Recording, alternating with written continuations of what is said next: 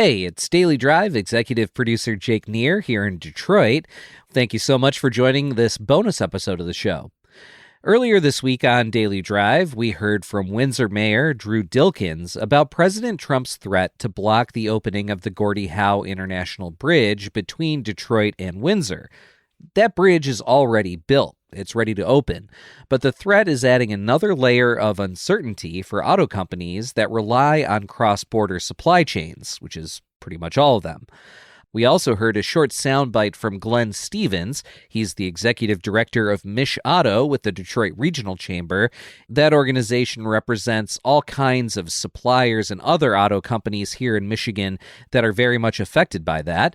He and I talked about what this means for companies trying to make investment decisions while juggling tariff threats, USMCA renegotiations, and now this bridge dispute. Wanted to bring you that full conversation today. Here you go.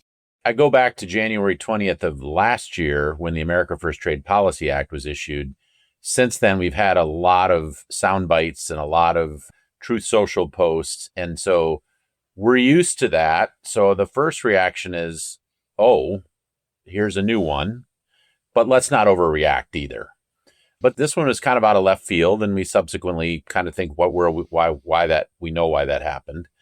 But it's concerning at the same time, too, because we are all pointing towards this bridge being an enabler in a variety of different ways. So I think calmer heads will prevail and we'll get there. But it is a new wrinkle and it does provide more uncertainty, which the businesses in our industry do not need. Yeah, that's for sure. Especially suppliers have had a really tough time with planning over the last year or so. You mentioned that companies are heads down trying to make parts, deliver parts, and make vehicles. Let's say this bridge delay drags on for weeks or even months. I know it's sort of the status quo right now, but what are the real world consequences for an auto supplier trying to hit these just-in-time delivery schedules right now? Right. So as you know, we have other crossings. We have had them for many years. We have all the way up to the Blue Water region. We have crossings. And of course, we have the Ambassador. We have the rail system tunnels. So goods and services do move, right? However, there's a lot of friction. There's a lot of wait times. 10,000 trucks a day are at its high point. That's a lot of trucks on one bridge. I think the Blue Water is about 6,000 trucks a day. So that's a lot of traffic. So it doesn't disrupt something that doesn't exist right now because this is a bridge that's not open.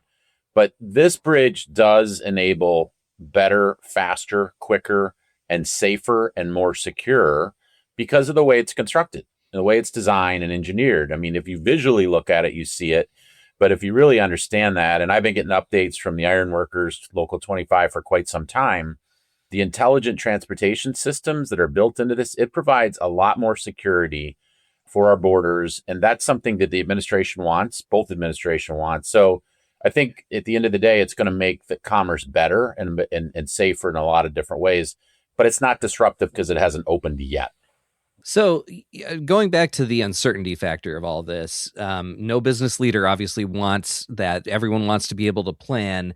But in terms of how these issues have stacked, right? We've got tariff threats, USMCA renegotiations starting in July, some speculation that the United States could even pull out of USMCA, and now this bridge fight.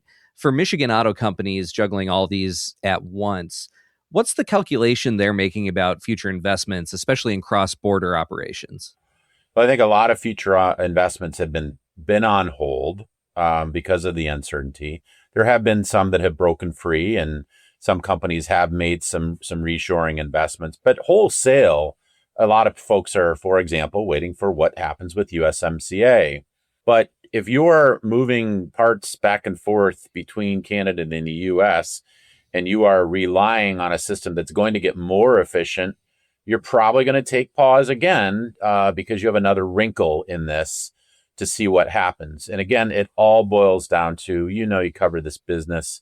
These are long lead time, complex supply chains, and you don't make capital decisions lightly in this business. And so it all kind of factors in and stacks up. And that's why this uncertainty word comes into play again with this post the other night. Do you have any other thoughts that you want to share? Well, I think the most important thing is that we are all still focused on a stronger USMCA and improved USMCA agreement. With regards to the Canadian industry, the Mexican industry, the US industry, it's evolved, it's developed. Will there be changes to it? Yes. But as a unit in the United States, Canada, and Mexico for this continent, we're stronger together. And that's our hope, is that we get to that point. A lot of negotiations, a lot of give and take still to go, but that's what we're really focused on still. Glenn Stevens, thanks for joining us on Daily Drive. Thanks, Jake. Good to see you. Thanks for listening to this bonus episode of Daily Drive. We'll be back on Monday with a brand new full episode of the show.